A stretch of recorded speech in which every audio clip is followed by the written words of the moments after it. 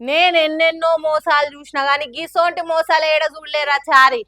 పాపం వాళ్ళ పాటి కాళ్ళు ఇంట్లుంటే ఫోన్లు వేసి నమ్మి త్యాగం చేసిరుగా. బంగారం అసొంటి జుట్టును మాయం చేపించి బర్ర బర్ర గుండు గీక్పిచ్చిరు బట్టెవాజుగా లెక్కను.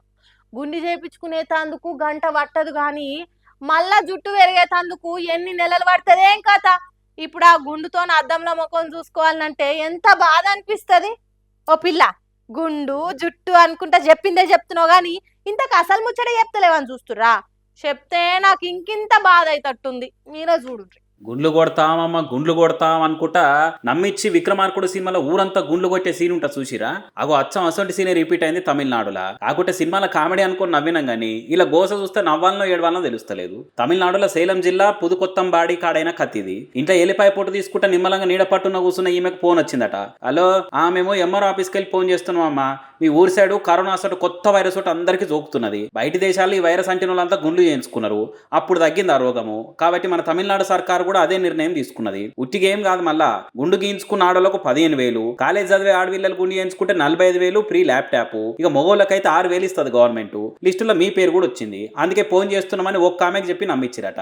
ఆమె ఎంబడే శిఖముడేసుకొని బయలుదేరి ఆ ముచ్చట ఆడకట్టోలకు పక్క గల్లీలకు కూడా చెప్పేవరకలా ముప్పు తప్పుతుంది, గవర్నమెంట్ గుండు స్కీమ్ కింద పైసలు కూడా వస్తాయి కదా అని ముగ్గురు ఆడలు ముందు జాగ్రత్త అనుకుని ముంగట పడి గుండ్లు కొట్టించుకోరు. ఇట్లా మరి గుండ్లు చేయించుకున్న ఫోటో వాట్సాప్ పంపమంటారో లేకుంటే ప్రూఫ్ కింద వీడియో కాల్ చేయమంటారో, అది కూడా కాకుండా అట్లనే గుండు మీద కొంగేసుకొని చక్కగా ఎంఆర్ ఆఫీస్కే వచ్చి చెక్కు తీసుకోమంటారో అని ఫోన్ చేసిరట. కానీ ఏమున్నది, మీరు డైల్ చేస్తున్న నెంబరు ప్రస్తుతం స్విచ్ ఆఫ్ చేసి ఉందని వచ్చింది. ఎన్నిసార్లు చేసినా ఫోన్లో ఛార్జింగ్ అయిపోతే తప్పితే రింగ్ అయింది లేదు, అవతలికి మళ్ళీ ఫోన్ లేదు. మరి ఇటువంటి స్కీమ్ నిజమేనా నడుచుకుంటే అప్పుడు తెలిసిన అసలు ముచ్చట ఏంటంటే ఇదంతా పని పాట లేని పోకిరి పోరగల పనిని తేలి నెత్తి నోరు అదే గుండు నోరు కొట్టుకొని బాధపడబట్టిరు పాపం వీళ్ళు. కానీ చూడరి ఊళ్ళలాడోళ్ళు ఎంత హుషారుతో ఉంటారు ఏం కథ. ఓ పుకారిని వచ్చినా గానీ అవి వదినే అని మందితో ముందుగాల ముచ్చట్లు పెడతారు. చిక్కేంటికలకు స్టీల్ సామాన్లు ఇచ్చే ముచ్చట్లలో కూడా మీ ఆరాల ఇంటి సైడ్ ఎట్లిస్తారు, మీ ఆడబిడ్డల సైడ్ ఎట్లిస్తారని కొంగు చెక్కుకొని ఆడకట్టంతా తిరిగి ఒకటికి 10 సార్లు అరుచుకుంటారు. అసలు గవర్నమెంట్ గుండు కొట్టించుకోమన్నదని చెప్పగానే నమ్మి నిజంగానే గుండు కొట్టించుకోరిల్లు. మరి సీఎం విజయ్ రోజుకో తీరు పథకం పెడుతున్నాడు కదా, ఇది కూడా కొత్త తీరు పథకం అనుకున్నారో ఏం పాడు మరి పాపం. అయ్యవ్వను కాదని ప్రేమ పెండ్లిలు చేసుకున్నది చూసినాం. చేసుకున్న భర్తను భార్యను కాదని ఎవ్వలకు తెలవకుండా రెండో పెళ్లి చేసుకున్నది చూసినాం.